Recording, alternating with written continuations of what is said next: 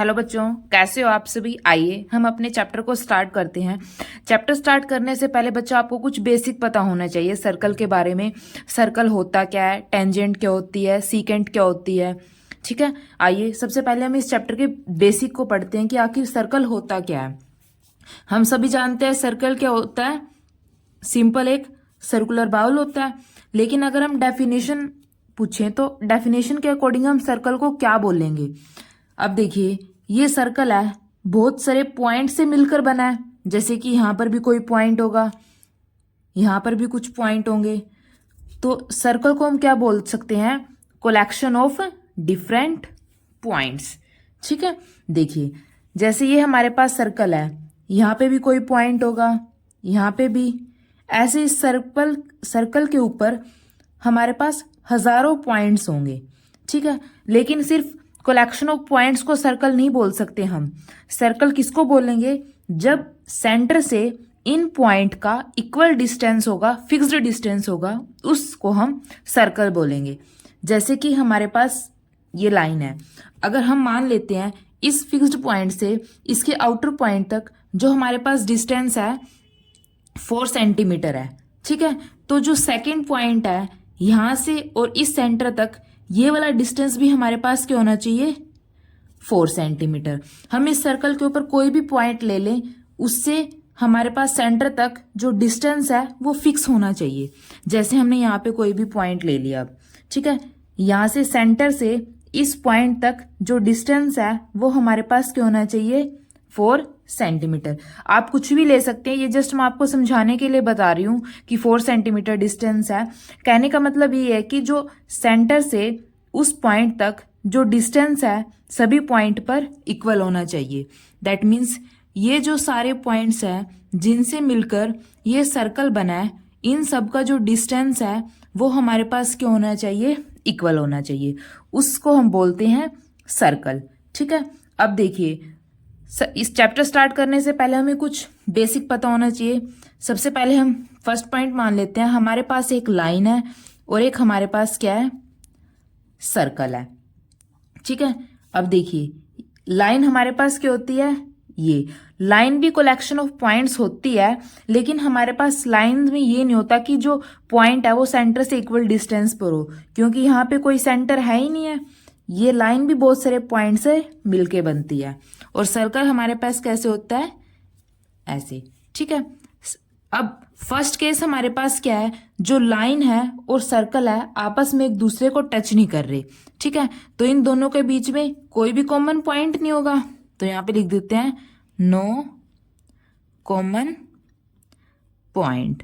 अब हम second case मान लेते हैं, जो लाइन है सर्कल को किसी पॉइंट पर टच कर रही है। ठीक है, देखिए line and circle have one common point. हमने सेकंड केस क्या माना है, जब लाइन और सर्कल का कोई एक कॉमन पॉइंट हो। जैसे देखिए ये हमारे पास क्या है, सर्कल है। हमने मान लिया यहां से लाइन इस सर्कल को टच कर रही है, इस पॉइंट पर ये लाइन इसको टच कर रही है, तो जो ये लाइन होती है इसको हम क्या बोलते हैं, टेंजेंट टू सर्कल। जरूरी नहीं है सिर्फ ये यहीं पे टच कर रही है, आप कहीं से भी अगर लाइन टच करेगी, जैसे यहां से लाइन टच कर रही है, यहाँ पे सर्कल को टच कर रही है ये, तो ये हमारे पास क्या हो जाएगी, टेंजेंट। जब हमारे पास लाइन और सर्कल का सिर्फ एक कॉमन पॉइंट हो तो उसको हम बोलते हैं टेंजेंट। ठीक है, अब थर्ड केस हम क्या ले लेते हैं, when line and circle have 2 common points. ठीक है, 2 कॉमन पॉइंट्स। अब देखिए सबसे पहले हमने क्या केस लिया था, जब लाइन और सर्कल का कोई भी कॉमन पॉइंट नहीं है, वो आपस में एक दूसरे को टच नहीं कर रहे। सेकंड केस हमने क्या लिया, जब उनका एक कॉमन पॉइंट है। जैसे हमारे पास सर्कल है, यहाँ से लाइन इसको टच कर रही है इस पॉइंट पर, तो ये हमारे पास क्या हो जाएगी, टेंजेंट टू सर्कल। सिमिलरली इस वाले सर्कल में भी ये यहाँ पे इसको टच कर रही है लाइन, तो ये हमारे पास क्या हो जाएगी, tangent to circle. Third case हमारे पास क्या है, when line and circle have 2 common points. देखिए जैसे हमारे पास ये सर्कल है, ठीक है। हमने मान लिया ये लाइन है कोई भी, ठीक है। ये हमारे पास क्या है, सर्कल।